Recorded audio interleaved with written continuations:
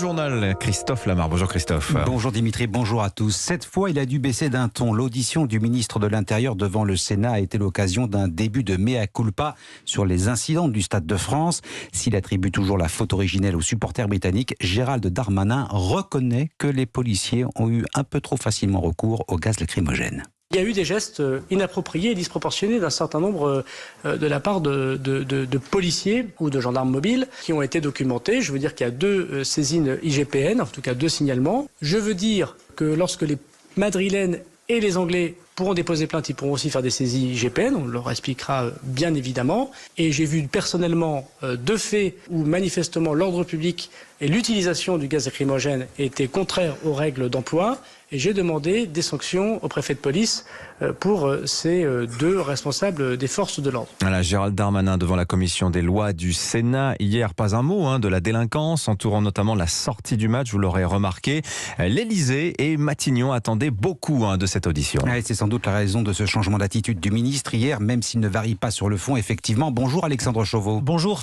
Du service politique d'Europe 1, que faut-il retenir de cette audition ? Eh bien que si Gérald Darmanin n'était pas particulièrement en danger avant cette audition, il a hier soir plutôt consolidé son fauteuil de ministre. Emmanuel Macron, comme Elisabeth Borne, lui avait demandé de reconnaître certaines erreurs pour tenter d'éteindre la polémique. On peut dire que c'est chose faite avec un changement de ton notoire. Le ministre de l'Intérieur a fait preuve d'une certaine humilité. L'image de ce match est une blessure pour notre fierté nationale, dit-il. Gérald Darmanin qui reconnaît ensuite avec euphémisme que l'événement aurait pu être mieux géré, s'excusant au passage de l'utilisation disproportionnée de gaz lacrymogène. Le locataire de Beauvau avait plutôt bien préparé cette épreuve. Il a été très précis sur le déroulé des événements, en citant notamment toute une série de chiffres sur le nombre de supporters arrivés par le RER ou sur les dizaines de milliers de prétendus faux billets. Mais sur le fond, Gérald Darmanin persiste et signe en reportant la faute sur le dos des Anglais, le tout en n'abordant pas ou peu le sujet des violences à l'encontre des supporters, dénonçant même une essentialisation de la délinquance et renvoyant à l'extrême droite les critiques sur le profil des personnes interpellées. Alexandre Chauveau. C'est le dossier d'Europe Matin ce jour. L'inflation ronge le pouvoir d'achat. On tente d'apporter des réponses sur les moyens d'en atténuer les effets. Une certitude déjà, la hausse des prix va durer jusqu'à fin 2023, disait hier Bruno Le Maire, le ministre de l'économie.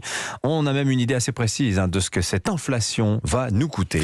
90 € par mois en moyenne, c'est le coût supplémentaire pour chaque ménage selon une étude de 60 millions de consommateurs. À eux seuls, les prix du carburant représentent près d'un tiers de cette somme. Alors question, faut-il augmenter les salaires ? Il y a les pour, il y a les contre. Dans la Manche, une PME a choisi de donner un coup de pouce à ses salariés. EasyBike, c'est le nom de cette PME dont l'histoire n'est pas banale. Il y a 2 ans, on l'a donnée pour morte. Cette entreprise installée à Saint-Lô qui fabrique des vélos renaît grâce à l'essor du vélo électrique.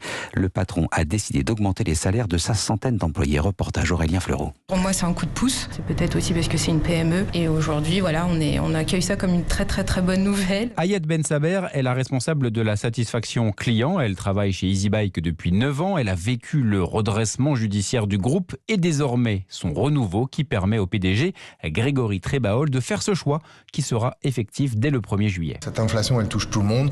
On essaye de réagir avec nos moyens, avec une augmentation de salaire compris entre 2,5 et 3%, plutôt que d'avoir des augmentations cette année individuelles. Un choix réfléchi pour le bien-être des salariés tout en préservant la santé financière de l'entreprise, confrontée elle aussi à la hausse des coûts de transport et des matières premières. Forcément, il va y avoir un effort du groupe sur la partie rentabilité, mais il va y avoir aussi un réajustement dans nos prix par rapport à cette augmentation. Vendre les vélos un peu plus cher et donc en faire bénéficier les salariés, c'est une manière aussi de les fidéliser.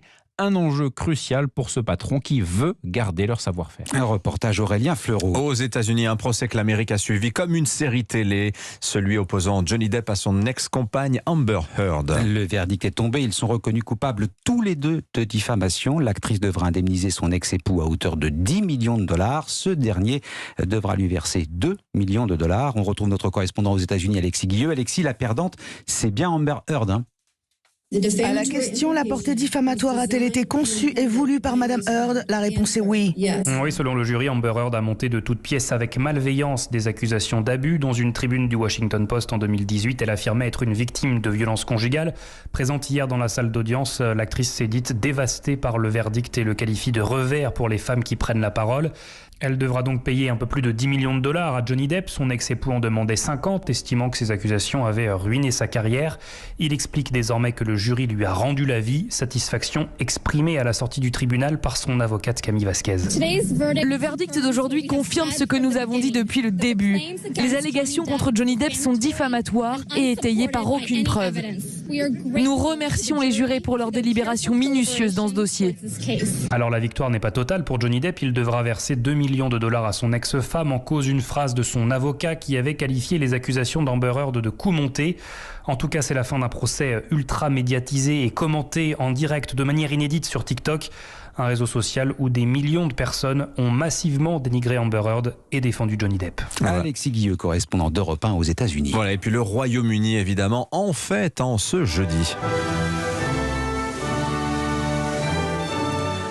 70 ans de règne, ça valait bien un hymne. Queen Mum avait accédé au trône en 1952 à la mort de son père, couronné le 2 juin 1953. Un jubilé évidemment très suivi au Royaume-Uni, et cela n'étonne pas Stéphane Bern, qui est lui aussi très impatient. Pour les Britanniques, elle est le ciment de la nation. Et c'est celle qui unit toutes ces communautés diverses. Il n'y a pas de constitution écrite, il n'y a pas de ce qu'on peut appeler d'esprit républicain. C'est-à-dire que ce qui unifie le royaume, c'est la figure de la reine et la monarchie britannique. La plupart des Britanniques n'ont toujours connu qu'elle. Vous savez, elle est sur les billets de banque, les pièces de monnaie, les timbres. Elle est un peu la mère de la nation, la mère consolatrice de toutes les peines du royaume, celle qui s'est dévouée à son peuple. Et donc, simplement, les gens veulent mettre le paquet pour la remercier simplement de 70 ans de bons et loyaux services. Voilà, Stéphane Bern, spécialiste des têtes couronnées et co-animateur d'Historiquement Vôtre avec Mathieu Noël sur Europe 1. Il y en a puis mon royaume pour un cheval. La France a offert un cheval à Elisabeth II. Comment s'appelle-t-il, Alban ? Il s'appelle Fabuleux de Maucourt. C'est un selle français de 7 ans. Et ben voilà, on saura tout. Allez, on file à Roland Garros, Europe 1, radio officielle du tournoi. Au programme aujourd'hui, demi-finale dames. Début à 15h avec la numéro 1 mondiale Iga Swiatek face à la Russe Daria Kasatkina. Pas de session de soirée cette fois. La formule fait d'ailleurs débat, Axel May. Dans la nuit parisienne, le bruit des balles ponctué d'applaudissements.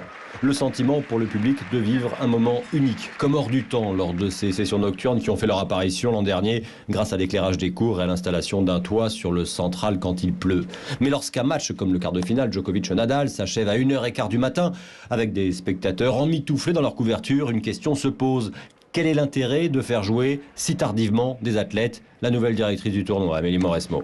L'horaire des matchs du soir, ça peut effectivement poser des questions de ce point de vue-là. Et je crois que le bilan, on le fera à la fin. Alors, on sait que Roland Garros, maintenant, finira de toute façon plus tard que historiquement, où c'était la nuit qui mettait fin à tout ça, quoi. Il faut souligner aussi que le diffuseur exclusif de ces sessions nocturnes, Amazon, représente une manne financière pour la Fédération française de tennis. Quant aux spectateurs qui assistent en direct à ces matchs dans un court central disposant de 15 000 places, ils peuvent vite se trouver confrontés aux problèmes de transport lorsqu'il s'agit de repartir en pleine nuit de la porte d'Auteuil. Axel May du service des sports d'Europe 1. Merci beaucoup Christophe Lamar, c'était votre journal. Dans un